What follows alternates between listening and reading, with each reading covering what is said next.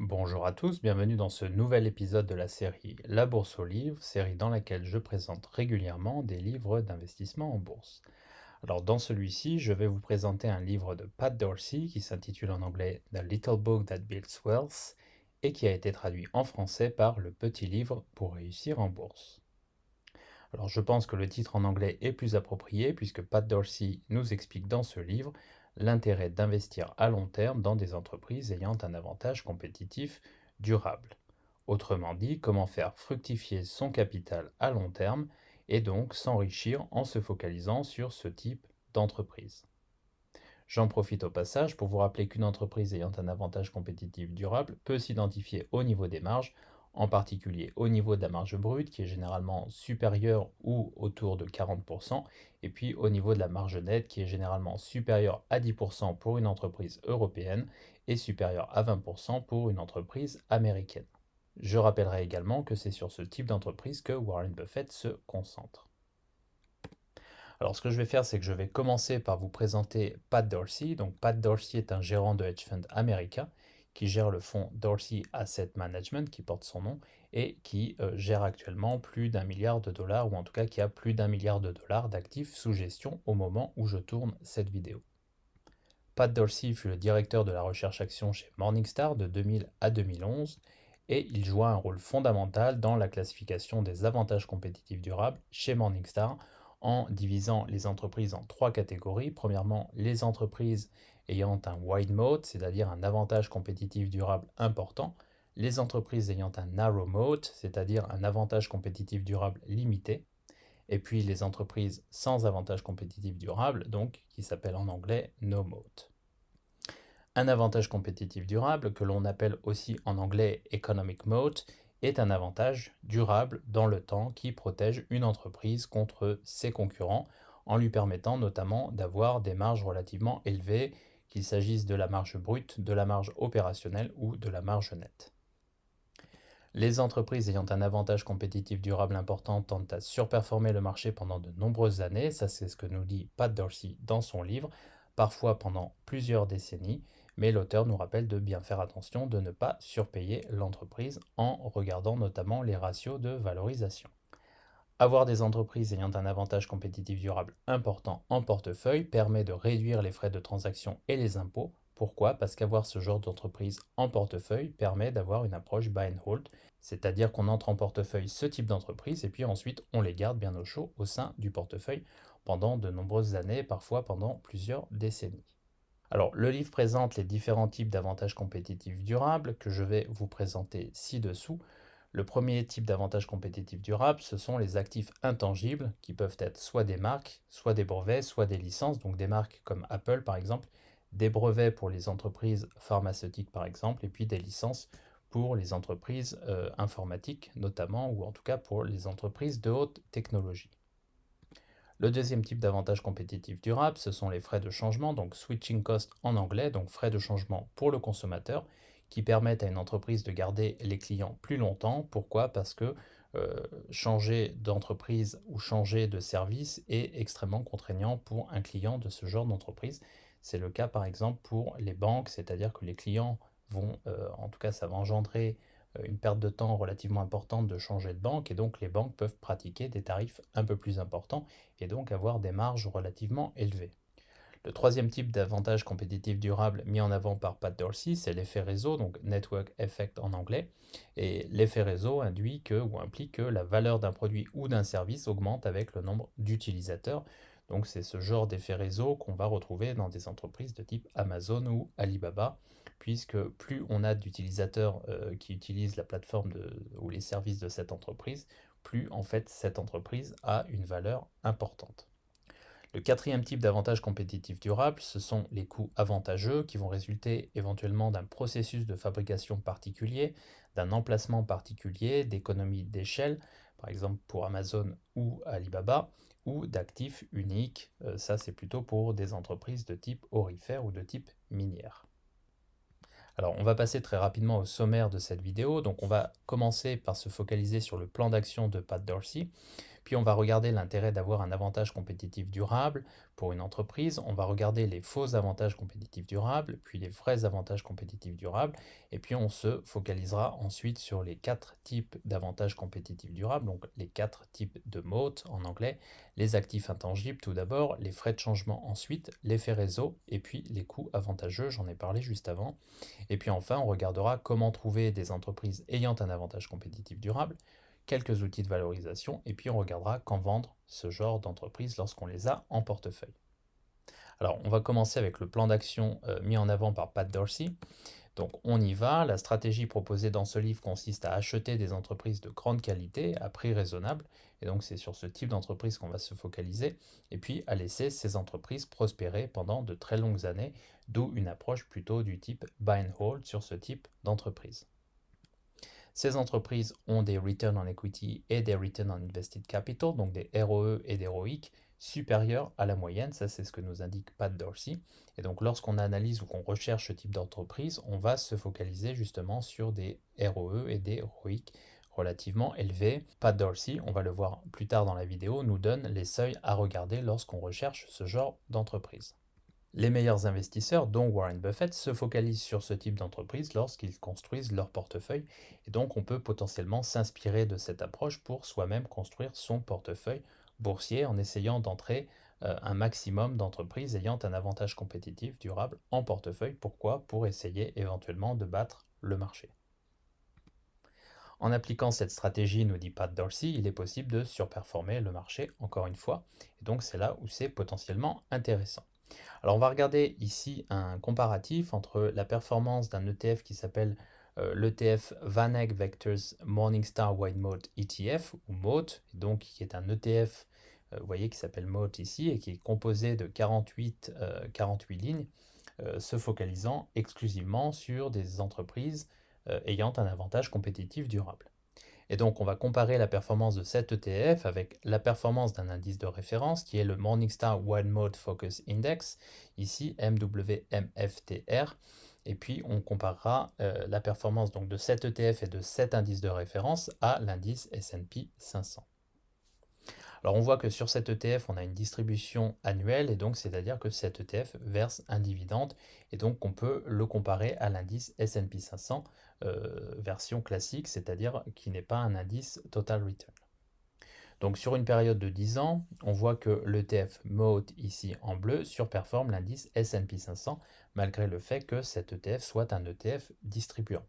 Pourquoi? Tout simplement parce que sur longue période, les entreprises ayant un avantage compétitif durable ont tendance à surperformer le marché, et c'est bien entendu l'approche qu'utilise Warren Buffett lorsqu'il investit dans des entreprises qu'il achète dans son fonds Berkshire Hathaway. Donc, je vous ai mis ici la performance de l'ETF MOAT ici, et puis on le compare ici avec l'indice de référence, qui est un indice focalisé sur des entreprises ayant un avantage compétitif durable, et on a ici la performance de l'indice S&P 500. On voit que sur 10 ans, l'indice de référence, donc focalisé sur des entreprises ayant un avantage compétitif durable, surperforme le S&P 500 de 2 points de pourcentage, ce qui est très bien. On voit que c'est la même chose sur 5 ans, toujours avec une surperformance de près de 2 points de pourcentage. Et puis quand on regarde l'ETF MOAT, on voit que celui-ci, malgré sa distribution de dividendes annuels, surperforme également le S&P 500. Donc encore une fois, l'idée est de vous montrer ici que lorsqu'on se focalise sur des entreprises ayant un avantage compétitif durable, on peut éventuellement battre le marché. Et donc il est intéressant d'avoir, lorsqu'on est un stock picker, ce genre d'entreprise en portefeuille. On peut également avoir ce genre d'approche lorsqu'on a une allocation de type core satellite. Alors, pour revenir au plan d'action de Pat Dorsey, celui-ci nous propose un plan d'action en 4 parties dans ce livre. Premièrement, il nous conseille d'identifier les entreprises qui génèrent des bénéfices supérieurs à la moyenne pendant plusieurs années. Donc on va se focaliser sur les bénéfices, on va se focaliser surtout sur les return on equity et les return on invested capital. Il nous conseille également d'attendre que les actions de ces entreprises s'échangent à un prix inférieur à leur valeur intrinsèque, c'est-à-dire à un prix raisonnable. Là, on va plutôt être dans une approche de type GARP et non pas dans une approche de type value, c'est-à-dire qu'il va falloir quand même payer relativement plus cher ce genre d'entreprise. Troisièmement, il nous conseille de conserver ces actions longtemps, en années et pas forcément en mois, jusqu'à ce que premièrement le business se détériore. Deuxièmement, que les actions deviennent potentiellement surévaluées, auquel cas il est préférable de peut-être s'alléger sur ses positions.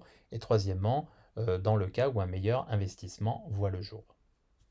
Enfin, il conseille de répéter le processus, c'est-à-dire qu'on entre ce genre de valeurs en portefeuille, on les suit et on les garde en portefeuille très longtemps, et puis éventuellement on allège certaines de ces positions et on en reprend de nouvelles. Alors je vous ai mis ici la grille d'analyse de Pat Dorsey et je vais vous décrire celle-ci en détail. Donc ici, Pat Dorsey commence à poser une première question pour savoir si une entreprise a un avantage compétitif durable. La question est la suivante: est-ce que l'entreprise a historiquement généré de solides rendements sur capitaux investis, à savoir un ROIC élevé? Est-ce que l'entreprise a un ROIC élevé ou est-ce qu'elle a un Return on Equity élevé, puisqu'il parle de Returns on Capital, donc de rendement sur capitaux.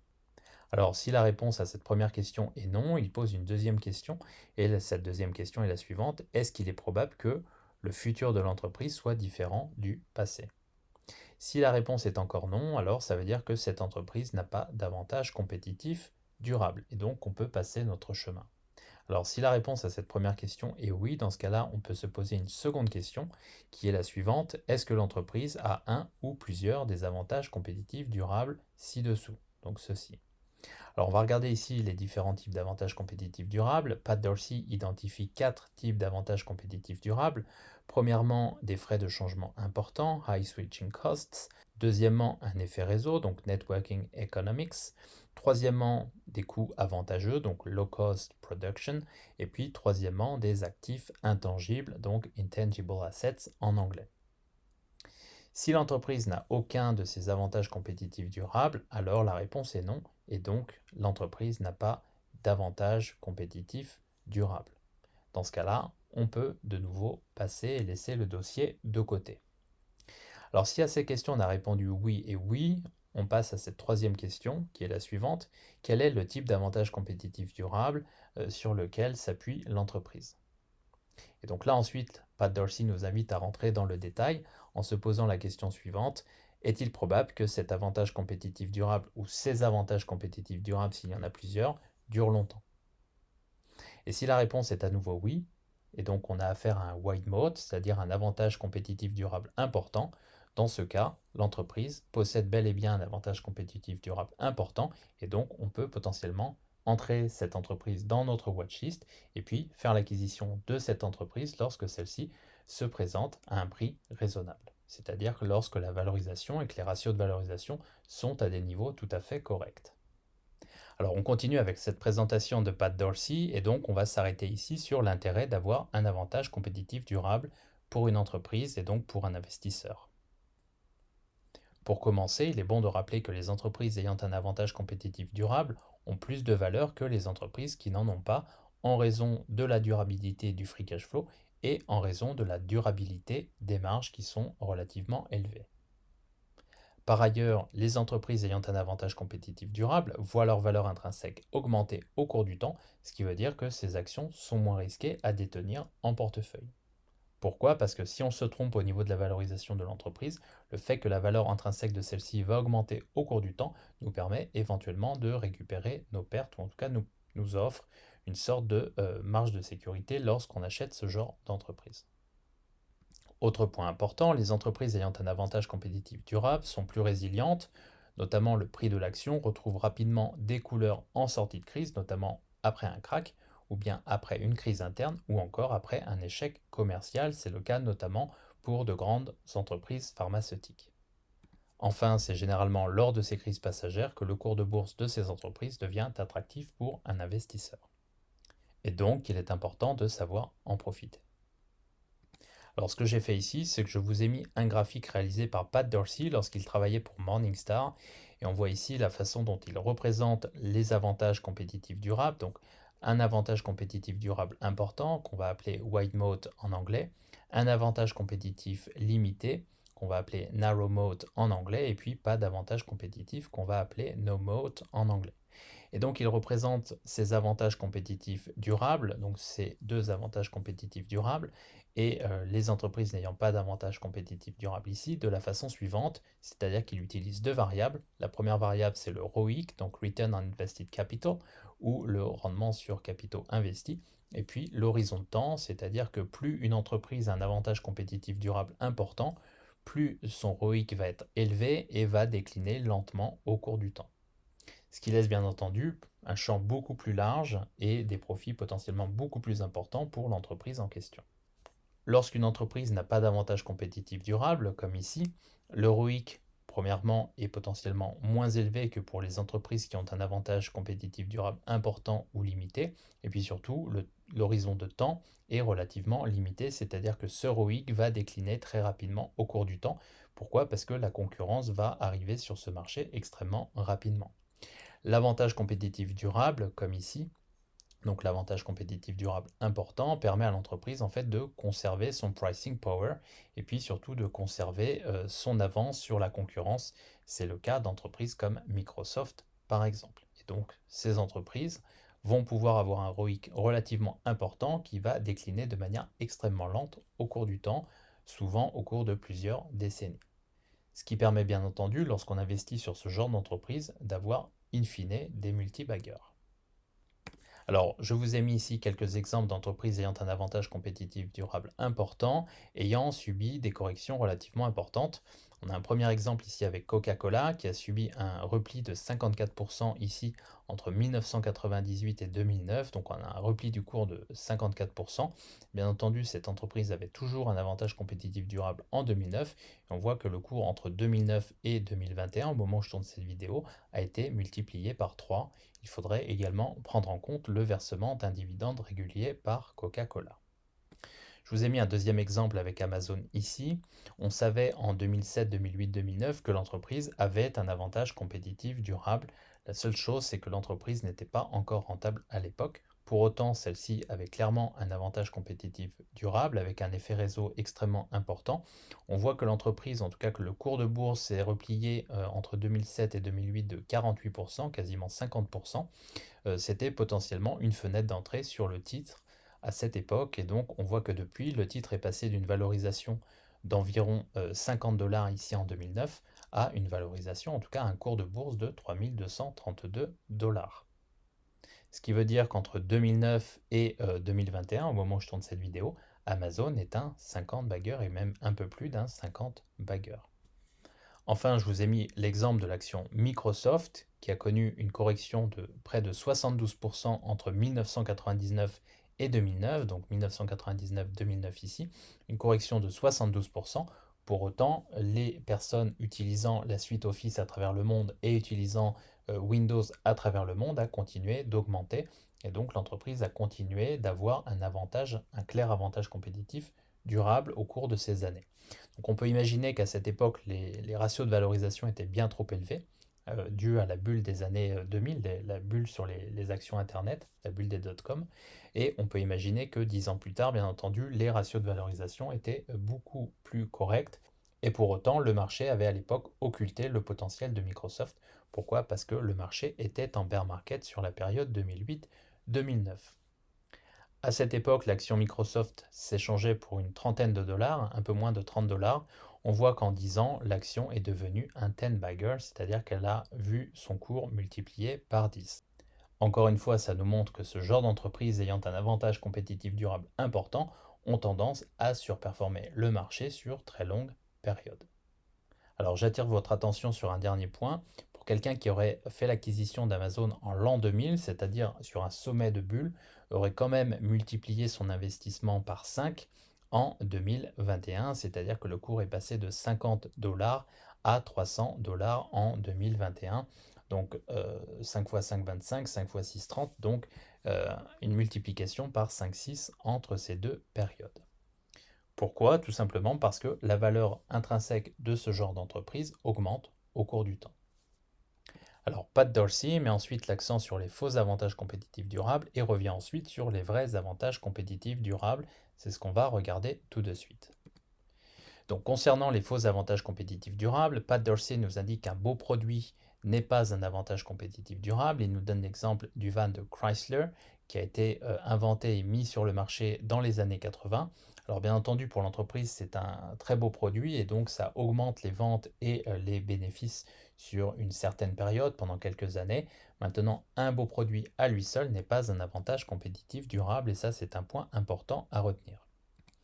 Deuxièmement, il nous indique que de bonnes parts de marché n'est pas un avantage compétitif durable en soi. Il nous donne l'exemple d'entreprises comme Kodak, IBM, Netscape ou General Motors.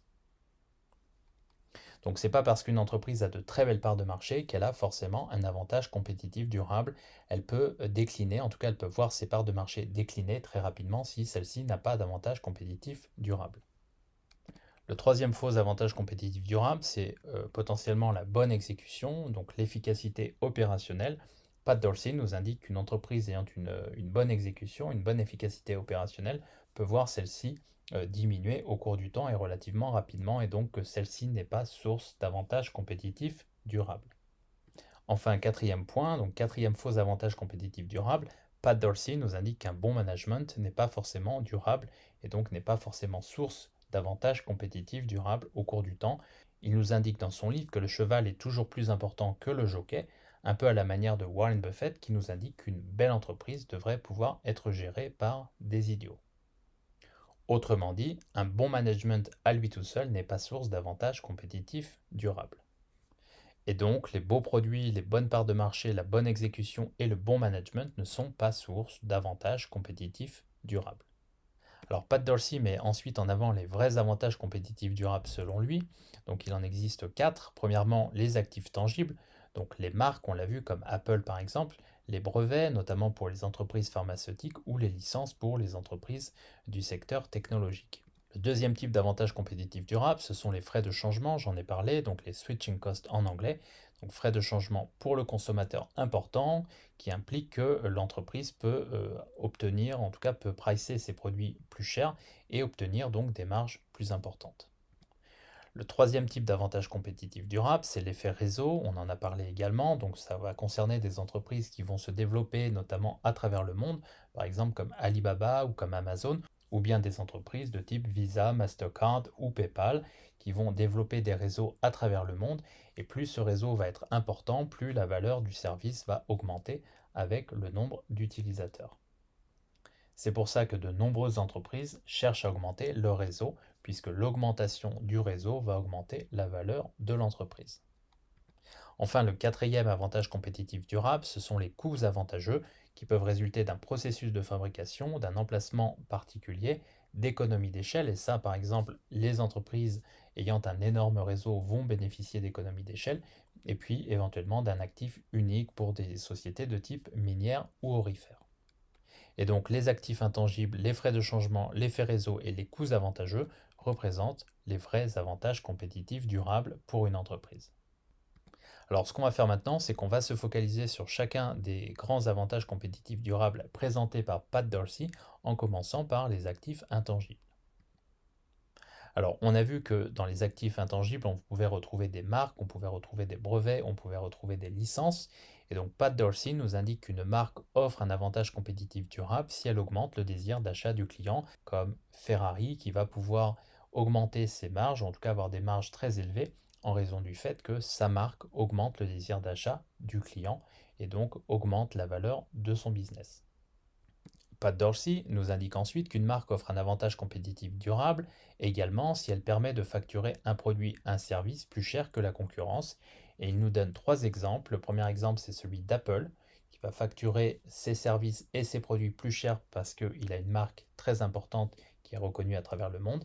C'est également le cas de Tiffany & Co, qui à l'aide de sa Blue Box va pouvoir facturer un produit ou un service plus cher que la concurrence. Et puis, ça va être le cas d'une entreprise comme Bayer qui va pouvoir facturer ses médicaments plus cher que la concurrence, puisque le nom de son entreprise est extrêmement reconnu à travers le monde.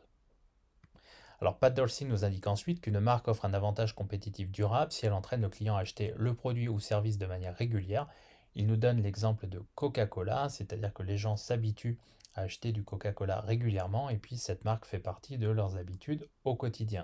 Je rajouterai de mon côté une autre marque que l'on connaît bien chez nous et qui est la marque Danone. Il me semble que sur certains produits, on peut avoir ce même type de comportement de la part des clients. Pat Dorsey nous indique également qu'un brevet offre un avantage compétitif durable à condition de faire partie d'un portefeuille de brevets. Et là, c'est très important, c'est-à-dire que l'avantage compétitif durable résulte dans la multitude de brevets et non pas dans une seule offre. Et ça, c'est ce qu'on va retrouver sur des biotech, c'est-à-dire que des biotech qui ont un seul brevet sont relativement fragiles par rapport au reste du marché. Et donc, il est préférable de se concentrer sur de grosses entreprises qui ont un nombre relativement important de brevets, ce qui va diversifier le portefeuille de brevets et donc donner de la valeur, ou en tout cas un avantage compétitif durable à cette entreprise. Alors, parmi les exemples que nous donne Pat Dorsey, on va retrouver l'entreprise 3M aux États-Unis, l'entreprise Merck et l'entreprise Sanofi chez nous en France. Pat Dorsey nous indique par ailleurs qu'une licence offre un avantage compétitif durable si elle permet à l'entreprise de pricer ses produits ou ses services comme si elle était en situation de monopole. Il nous donne deux exemples. D'un côté, Moody's. On sait qu'on a besoin d'agences de notation à travers le monde et donc Moody's est l'une des trois grandes agences de notation à travers le monde. Et puis une entreprise comme Waste Management qui va pouvoir pricer ses services comme si elle était en situation de monopole. Alors, ce que j'ai fait ici, c'est que je vous ai mis quelques exemples des entreprises que je viens de mentionner. Donc, sur ce genre d'entreprise, graphiquement, on a souvent une tendance haussière oblique, donc tendance oblique haussière relativement régulière au cours du temps. On voit que c'est le cas ici sur Ferrari, dont le cours passe de 50 euros ici à quasiment 200 euros en quelques années. On va retrouver la même chose sur Apple, qui a une hausse relativement régulière et désormais quasiment exponentielle. Pourquoi? Tout simplement parce que l'entreprise procède à des rachats d'actions. On va retrouver la même chose sur une entreprise comme Danone, avec une hausse relativement régulière au cours du temps, même si on a des à-coups un peu plus importants, avec un cours qui passe de 20 euros dans les années 90 à quasiment 80 euros en 2019, donc un cas de bagger grosso modo en l'espace de 30 ans, auquel il faut rajouter les versements de dividendes. On va retrouver une entreprise comme 3M, c'est pareil, avec une ascension relativement régulière au cours du temps, avec une tendance oblique haussière. Et puis on va retrouver des entreprises comme Moody's Corporation, là encore avec désormais une ascension exponentielle due au rachat d'actions. Et puis une entreprise comme Sanofi avec encore une fois une ascension relativement régulière. Et puis, c'est la même chose ici sur Waste Management avec encore une fois une ascension régulière, puis une ascension qui commence à être exponentielle. Donc ça, c'est ce qu'on retrouve sur ce genre d'entreprise. Quand on regarde ces entreprises d'un point de vue graphique sur longue période, on est censé trouver une hausse du cours de bourse relativement régulière au cours du temps. Donc soit une tendance oblique haussière, soit une accélération exponentielle si l'entreprise fait de gros bénéfices et si elle est en mesure de procéder à des rachats d'actions. Donc ça vous permet, et ça c'est un ajout personnel qui n'est pas dans le livre de Pat Dorsey, de repérer graphiquement ce genre d'entreprise. En gardant à l'esprit que graphiquement, ce genre d'entreprises peuvent de temps en temps s'apparenter à des fast growers, puisque graphiquement, les cours de bourse peuvent évoluer de la même manière. Alors, on passe ici au deuxième type d'avantage compétitif durable, donc les frais de changement, le MOAT numéro 2. Donc, concernant les frais de changement, Pat Dorsey nous dit que le coût, soit en temps, soit en argent, associé au changement d'un fournisseur, peut représenter un avantage compétitif durable. Il nous donne plusieurs exemples. Le premier cas, c'est le changement de banque, par exemple, qui est relativement fastidieux et donc qui implique un coût en termes de temps et d'argent relativement important, surtout en termes de temps, mais le temps, c'est aussi de l'argent.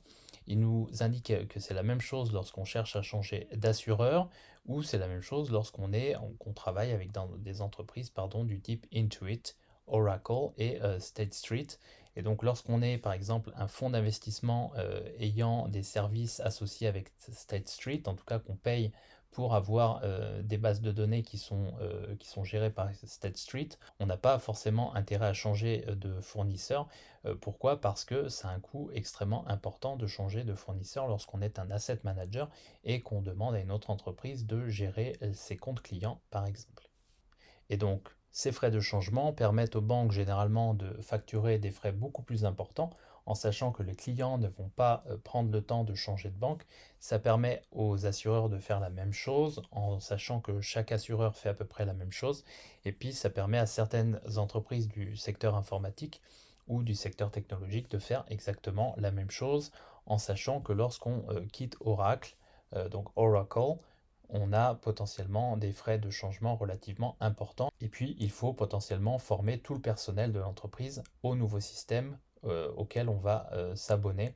Et donc, c'est potentiellement un avantage compétitif durable pour l'entreprise qui fournit ce genre de service. Par ailleurs, l'auteur nous indique que les frais de changement permettent de faire payer plus cher le client final. Donc il paye plus cher et donc ça veut dire des marges plus importantes pour l'entreprise. Ça, on le retrouve au niveau de la marge brute, au niveau de la marge opérationnelle et surtout au niveau de la marge nette. Alors un point important, c'est que les retailers et les restaurateurs sont exclus justement de cet avantage compétitif durable, c'est-à-dire que eux ont justement des frais de changement relativement faibles et donc la concurrence est extrêmement importante dans ces deux secteurs, donc chez les retailers et chez les restaurateurs, et donc ce ne sont pas forcément des entreprises dans lesquelles investir massivement. Pourquoi? Parce que ces entreprises n'ont généralement pas d'avantage compétitif durable. Alors je vous ai mis les exemples dont je parle juste avant. Donc Intuit, on voit encore une fois une hausse très régulière du cours de bourse, puis une hausse exponentielle au cours des dernières années. En général, cette hausse est due au rachat d'actions. Lorsque l'entreprise est très rentable, elle commence à racheter ses actions et on assiste ensuite à une hausse exponentielle. C'est la même chose pour le cours d'Oracle, donc Oracle, avec une hausse relativement régulière, une tendance oblique haussière relativement régulière, et puis des accélérations. En tout cas, c'est ce qu'on voit au cours des dernières années sur l'entreprise. Et puis State Street Corporation, c'est la même chose, une hausse relativement régulière au cours du temps, même si on a des à-coups, hein, et puis des crises ici. Donc là, c'était la crise de 2008-2009, et là, c'était au moment des confinements, et donc on a potentiellement des à-coups sur le cours de bourse de ces entreprises, mais aussi potentiellement des points d'entrée sur le cours de bourse de ces entreprises. Encore une fois, on voit que ces entreprises sont toutes des multibaggeurs au cours de plusieurs décennies et donc que ce sont potentiellement des entreprises très intéressantes à avoir en portefeuille à condition de les avoir au bon prix. Alors on va maintenant passer à l'avantage compétitif durable numéro 3, donc Moat number 3. On y va. Donc Pat Dorsey nous indique que dans ce cas, donc dans le cas de l'effet réseau, la valeur du produit-service augmente avec le nombre d'utilisateurs, c'est-à-dire que plus un réseau est important, plus la valeur du service et donc du produit ou de l'entreprise augmente avec le nombre d'utilisateurs. Donc c'est le cas de Visa par exemple, de Mastercard, d'American Express, de PayPal et de Microsoft qui propose justement la vente de ces produits Windows et Office notamment. On sait que le nombre d'utilisateurs de Windows et de la suite Office à travers le monde a continué d'augmenter, même si on trouve des alternatives gratuites à Office. Pourquoi? Parce que les gens s'habituent et puis ensuite les gens n'ont pas forcément envie de changer de logiciel une fois qu'ils maîtrisent très bien celui-ci. On sait que dans les universités, par exemple, la suite Office est très utilisée, notamment dans les écoles de gestion.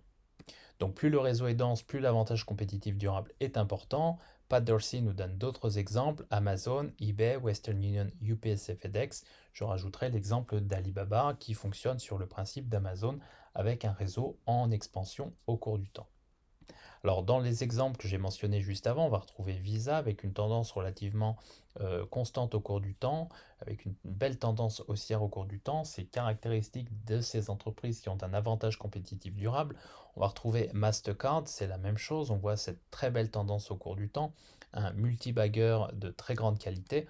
On va retrouver American Express. Alors malgré, c'est pareil, quelques chocs de temps en temps, notamment au moment de la crise financière de 2008-2009 ici, mais globalement une tendance de long terme extrêmement intéressante.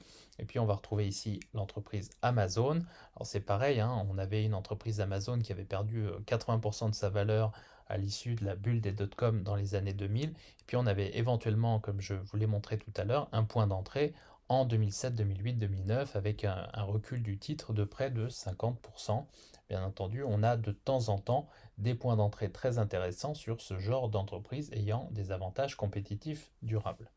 Enfin, je vous ai mis ici l'action eBay, c'est la même chose, avec une ascension relativement régulière au cours du temps et puis une accélération au cours des dernières années.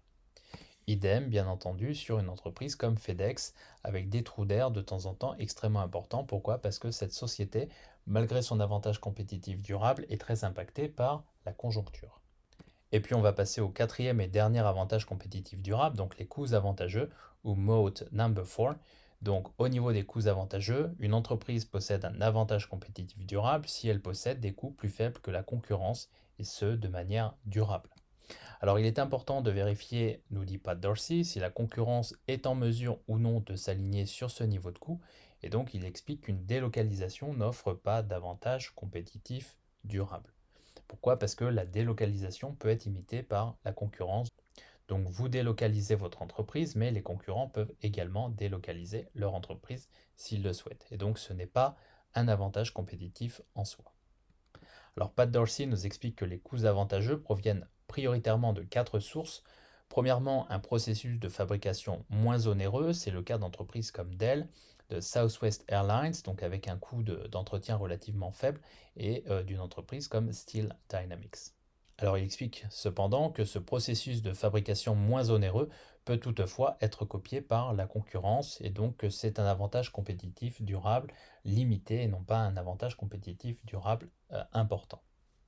Il explique également que les coûts avantageux peuvent provenir d'une meilleure localisation. Donc là, ça concerne prioritairement les entreprises de transport qui, en raison de leur localisation, ont un avantage compétitif durable sur leurs concurrents. Il nous explique également que les coûts avantageux peuvent provenir d'actifs uniques, c'est le cas par exemple de producteurs de matières premières ou encore d'économies d'échelle, avec un effet taille favorable par rapport à la concurrence, c'est le cas par exemple d'entreprises comme Coca-Cola, Pepsi, Diageo, Electronic Arts, Graco ou ADP. Donc ces entreprises qui ont su augmenter leur réseau de distribution au cours du temps, qui ont su obtenir une taille extrêmement importante, bénéficient d'économies d'échelle et donc ont un avantage clair sur la concurrence et sur potentiellement les petits concurrents qu'elles peuvent également racheter au cours du temps avec leurs bénéfices. Alors Pat Dorsey nous explique que plus les coûts fixes sont importants, plus il y a de consolidation dans un secteur. Alors je vous ai mis ici à nouveau quelques exemples. Pepsi Cola, donc on voit la même chose, hein, un cours de bourse qui croît de manière relativement stable au cours du temps, avec une accélération au cours des dernières années. Je vous ai mis le cours de Diageo, c'est la même chose, une expansion relativement constante au cours du temps, donc très belle valeur à long terme. Et puis des entreprises comme Electronic Arts, alors là on a des mouvements un peu plus erratiques, mais pour autant une expansion du cours de bourse au cours du temps et puis une entreprise comme Graco. Alors Pat Dorsey nous propose ensuite dans ce livre une réflexion sur comment trouver des entreprises ayant un avantage compétitif durable. Alors selon lui, les avantages compétitifs durables ont tendance à exister dans certains secteurs seulement, notamment dans le secteur des softwares, des médias, des télécoms, de la santé, des cartes de crédit et des biens de consommation. Alors, il nous indique qu'il est important de se focaliser sur le return on equity, sur le return on invested capital, donc ROE héroïque, et éventuellement sur le return on assets, à savoir que toutes les entreprises ayant un avantage compétitif durable élevé ont toutes des ratios élevés, donc des rendements élevés, donc un ROE généralement supérieur à 15%, un ROIC généralement supérieur à 10%, et puis un ROA, donc return on assets, supérieur à 7%. Et donc, lorsque vous analysez des cours de bourse, potentiellement, vous pouvez vous focaliser sur ces ratios, donc le return on equity, le return on invested capital et le return on assets, et donc regarder la moyenne potentiellement des 3 à 5 dernières années pour voir si ces ratios sont supérieurs à 15% pour le ROE, à 10% pour le ROIC et à 7% pour le return on assets. Pat Dorsey nous précise que ces rendements ne sont valables que pour des entreprises non financières. Pour des entreprises financières, on va retrouver des rendements différents et puis surtout un return on equity généralement supérieur à 25%. Pourquoi? Parce que ce sont des entreprises financières et donc des entreprises financières ont une dette beaucoup plus importante et donc un rendement potentiellement beaucoup plus important, mais qui implique bien entendu un risque supplémentaire. Alors, je vous ai mis ici l'exemple de Procter Gamble. Donc, on voit ici encore une fois une ascension du cours de bourse relativement constante au cours du temps, relativement régulière. Je vous ai mis l'entreprise Fiserv, alors qui est à la fois un fast grower et à la fois une entreprise ayant un avantage compétitif durable, donc avec une ascension relativement exponentielle au cours des dernières années. Et puis, je vous ai mis une entreprise comme FactSet, encore une fois, une entreprise avec un avantage compétitif durable. Pour trouver ce genre d'entreprise, il suffit de regarder la marge brute, généralement supérieure à 40%, or parfois un peu en dessous, comme Apple qui a actuellement une marge brute aux alentours des 38%, et puis une marge nette supérieure à 20% pour une entreprise américaine. Alors, dans ce livre, Pat Dorsey fait ensuite le point sur quelques outils de valorisation importants pour un investisseur à long terme cherchant à dénicher des entreprises ayant un avantage compétitif durable et surtout cherchant à les dénicher à un niveau de valorisation relativement correct. Donc il nous présente un premier ratio qui est le price to sales ratio, donc la capitalisation boursière de l'entreprise sur son chiffre d'affaires. Il nous explique que ce ratio est très utile pour les entreprises cycliques. Pourquoi? Parce qu'elles ont souvent un résultat net négatif et également pour les startups. Pourquoi? Parce que souvent elles ne font pas de bénéfices. Il nous explique ensuite que les entreprises ayant des marges élevées ont un price to sales ratio élevé et les entreprises ayant des marges faibles ont un price to sales ratio relativement faible. Pat Dorsey nous présente ensuite un second ratio qui est le price to book ratio, donc capitalisation boursière de l'entreprise divisée par ses capitaux propres. Il nous explique que ce ratio est très utile pour les entreprises financières et il nous explique enfin qu'il est préférable de soustraire la survaleur, donc le goodwill, des capitaux propres. Par ailleurs, Pat Dorsey nous présente le PE ratio, donc très connu des investisseurs, ou PER en français, qui est simplement la capitalisation boursière de l'entreprise divisée par son résultat net. Il nous explique que ce ratio est à comparer au PER des entreprises concurrentes, donc issues d'un même secteur, et il nous explique enfin qu'il est à comparer au PER historique de l'entreprise en tenant compte des perspectives de croissance de l'entreprise qui bien entendu évoluent au cours du temps. Enfin, Pat Dorsey nous présente trois ratios supplémentaires. Le premier, c'est le price to free cash flow ratio, donc la capitalisation boursière de l'entreprise divisée par son flux de trésorerie d'exploitation. Il nous explique que ce ratio est très intéressant car les flux de trésorerie sont plus stables que les profits, moins manipulables.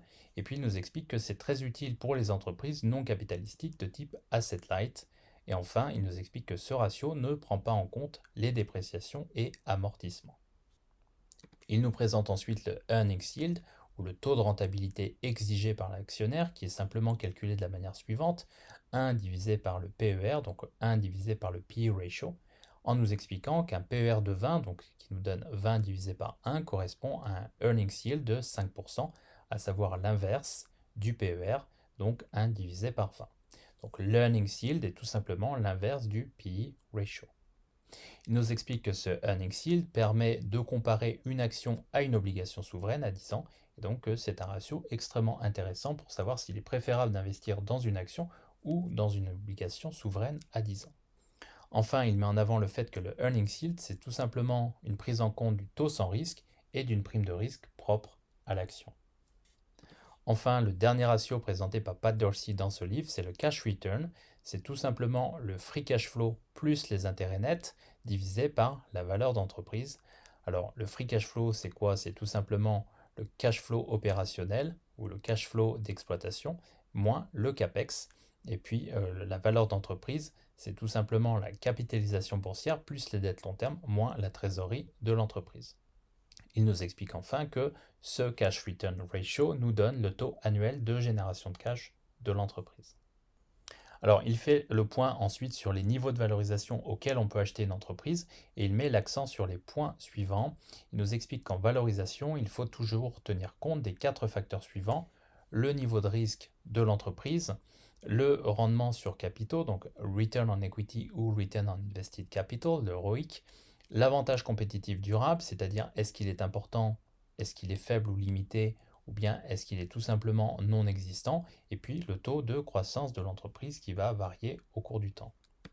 Il nous explique qu'un taux de croissance élevé a plus de valeur lorsqu'il est associé à un rendement sur capitaux élevé, et donc ici on fera attention au PEG, Price Earnings to Growth Ratio, et puis il nous explique qu'il est important d'utiliser plusieurs outils de valorisation et non pas un seul, de regarder potentiellement le price to sales, le price to book et le PER, ou bien de regarder des ratios comme le earnings yield ou le cash return.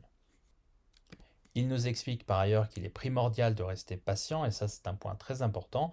Pourquoi? Parce que les plus belles entreprises s'échangent rarement à prix raisonnable.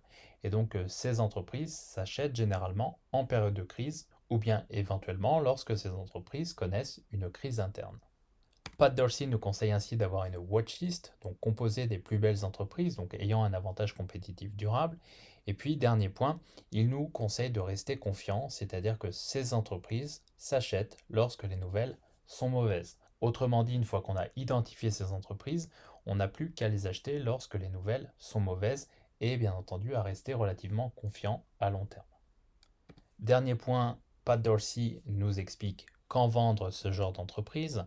Alors, premièrement, lorsque l'analyse initiale est erronée, c'est-à-dire que l'erreur est humaine, qu'on peut tous faire une analyse en pensant qu'une entreprise a un avantage compétitif durable ou un avantage compétitif durable important et que finalement cette entreprise n'avait pas au final un avantage compétitif durable important ou qu'on s'est trompé dans l'analyse et donc lorsqu'on réalise qu'on s'est trompé dans l'analyse initiale, on peut éventuellement vendre ce genre de titre.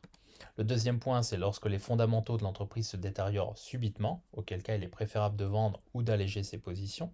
Troisième point, lorsqu'une meilleure opportunité d'investissement se présente, c'est-à-dire qu'on va préférer par exemple investir sur une autre entreprise ayant un avantage compétitif durable, ou bien lorsqu'une action, après une forte hausse, représente une part significative du portefeuille, auquel cas on peut éventuellement alléger la ligne qu'on a en portefeuille. Enfin, un dernier point important ici, Pat Dorsey nous indique que la baisse du cours d'une action sans détérioration des fondamentaux n'est pas une raison de vendre cette action. Alors, pour terminer cette vidéo, je vous ai mis le portefeuille de Pat Dorsey, donc qui gère le fonds Dorsey Asset Management. On voit que les actifs sous gestion au moment où je tourne cette vidéo sont de 1,1 milliard de dollars, ce qui est un niveau d'actifs sous gestion extrêmement important. On voit surtout que son portefeuille est majoritairement composé d'entreprises ayant un avantage compétitif durable. On va retrouver donc Facebook, donc Meta Platforms désormais. On va retrouver des entreprises comme PayPal, j'en ai parlé dans cette vidéo, Disney, eBay ou Alphabet, donc Google. Ce sont toutes des entreprises qui ont clairement des avantages compétitifs durables extrêmement importants. Et puis on va retrouver des entreprises de type plutôt fast growers, pour ceux qui suivent l'approche de Peter Lynch, avec des entreprises donc très prometteuses qui ont potentiellement des avantages compétitifs durables, mais à prouver, en tout cas qui resteront à prouver au cours des années qui viennent. On va retrouver des entreprises comme Smartsheet Inc., on va retrouver des entreprises comme Wix.com ou encore des entreprises comme Upwork ou SEMrush Holdings. Voilà, donc ça c'est le portefeuille de Pat Dorsey. On voit que son portefeuille est extrêmement concentré, que 17% du portefeuille hors liquidité est investi dans Facebook, donc dans Meta Platforms, que 17% du portefeuille est investi dans cette valeur relativement méconnue qui est Smartsheet, et puis également dans PayPal ou Walt Disney ici. Voilà, donc mon but avec cette vidéo était de faire le point sur l'approche de Pat Dorsey qui se focalise sur les entreprises ayant un avantage compétitif durable. Je pense de mon côté qu'il est important d'apprendre à reconnaître justement ces entreprises ayant un avantage compétitif durable et surtout à essayer de déterminer si ces entreprises qui ont un avantage compétitif durable sont en mesure de conserver celui-ci au cours des années ou des décennies qui viennent. Voilà, c'est tout pour cette vidéo. J'espère que celle-ci vous a plu. Si c'est le cas, n'hésitez pas à mettre un pouce bleu. Et je vous dis à très bientôt pour de nouvelles vidéos. Allez, merci.